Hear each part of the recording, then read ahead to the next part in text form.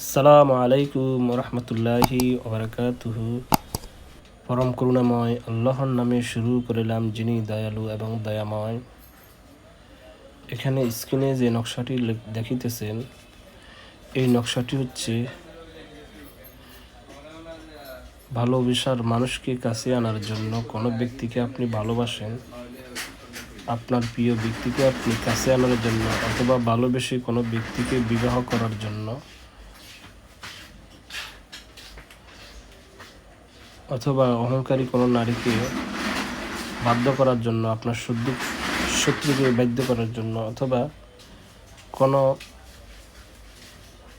মেয়েকে আপনি আপনার প্রেমে পালানোর জন্য, অথবা ভালোবেসে কাউকে বিবাহ করার জন্য, ভালোবাসার মানুষকে কাছে পাওয়ার জন্য, ভালোবাসার মানুষকে বিবাহ করার জন্য, ভালোবেসে কাছে আনার জন্য, অহংকারীকে বাধ্য করার জন্য, দূর থেকে মানুষকে কাছে আনার জন্য, দূরের মানুষকে কাছে আনার জন্য, অবাধ্যকে বাধ্য করার জন্য এই নকশাটি আপনি ব্যবহার করতে পারেন। এটি খুবই পাওয়ারফুল, শক্তিশালী একটি নকশা। সহি তরিকা মোতাবেক ব্যবহার করতে পারেন, তবে হারাম কোনো কাজে ব্যবহার করা যাবে না। হারাম কাজে ব্যবহার করলে কাজ হবে না, আপনাদের মধ্যে শত্রুতার সৃষ্টি হয়ে যাবে। শুধু জায়েজ তরিকাতে কাম করতে হবে, না জায়েজ কোনোভাবে কাজ করা যাবে না।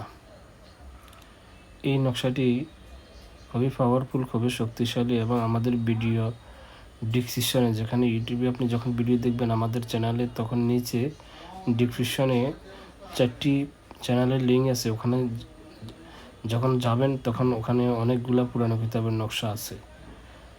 ওই চ্যানেলগুলোতে অনেকগুলো নকশা আছে ভালো ভালো। তবে আপনাদের কাছে অনুরোধ, কোনো হারাম কাজে কাজ করতে পারবেন না। আর আমাদের চ্যানেলটি অবশ্যই সাবস্ক্রাইব করবেন, লাইক করুন, কমেন্টস করে শেয়ার করুন। তাহলে যখন নতুন ভিডিওগুলো আপলোড করব তখন আপনাদের কাছে ভিডিওর নোটিফিকেশন যাবে, আপনারা দেখতে পারবেন। এই জন্য চ্যানেলটি সাবস্ক্রাইব করে আমাদের সাথে থাকুন। চেষ্টা করব আপনার থেকে যতটুকু পারি ইনশাআল্লাহ ভালো ভালো নকশা দেওয়ার জন্য। আর আপনারা আমার চ্যানেলটি সাবস্ক্রাইব করে আমার পাশে থাকবেন। বিশেষ করে একটা জিনিস খেয়াল রাখবেন, কখনো তাবিজ ওষুধের উপর একিন রাখা যাবে না। আল্লাহর উপর সবসময় ভরসা রাখবেন।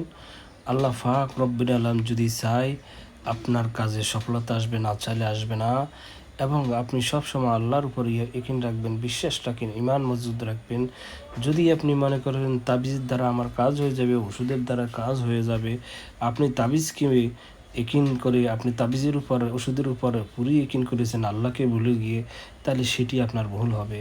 যে সৃষ্টিকর্তা আপনাকে সৃষ্টি করেছে ওনাকে আপনি সর্বপ্রথম সবসময় আল্লাহর উপর অগাধ বিশ্বাস স্থাপন করিবেন, যেন একদিন মরতে হবে, দুনিয়া ছাড়তে হবে।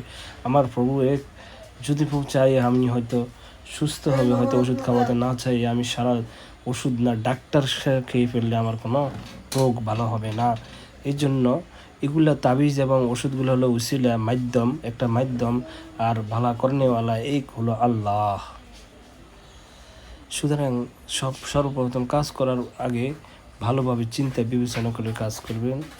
আমাদের কাছে পুরাতন অনেক কিতাবের নকশা মজুদ আমাদের কাছে আছে।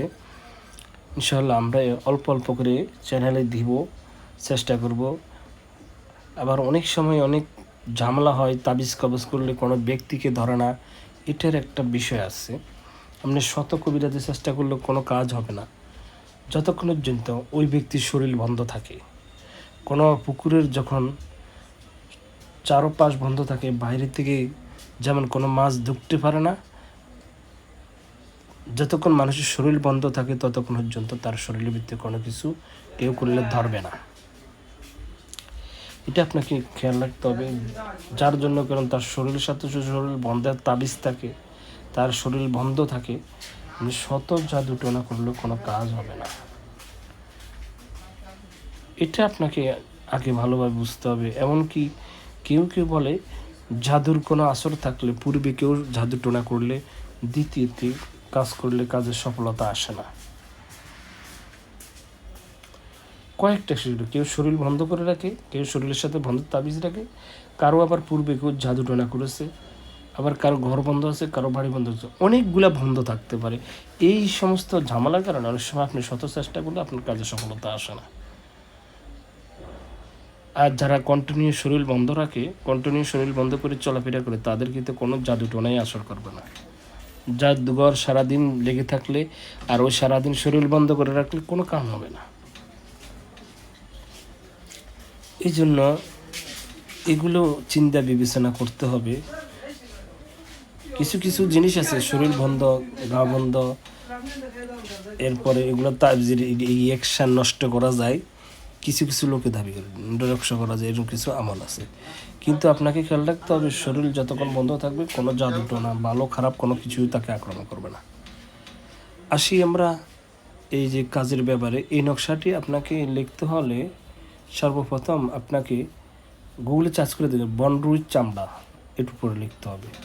সম্ভব হয় যদি আপনি করবেন বনরুইর চামড়ার উপরে মাছের তেল আর হলো গরুর সোনা আর হচ্ছে গরুর সোনা, এই দুই জিনিস মিশ্রিত করে এই নকশাটি বনরুইর চামড়ার উপরে লিখে বিস্তারিত এখানে লেখা আছে। এরপর এই চামড়াটি তাবিজের মতন করে যতটুকু সম্ভব হয় একটা আগুনের উপরে তাপ দিবে আর একটা তাল গাছের গোড়ায় দাপন করবে।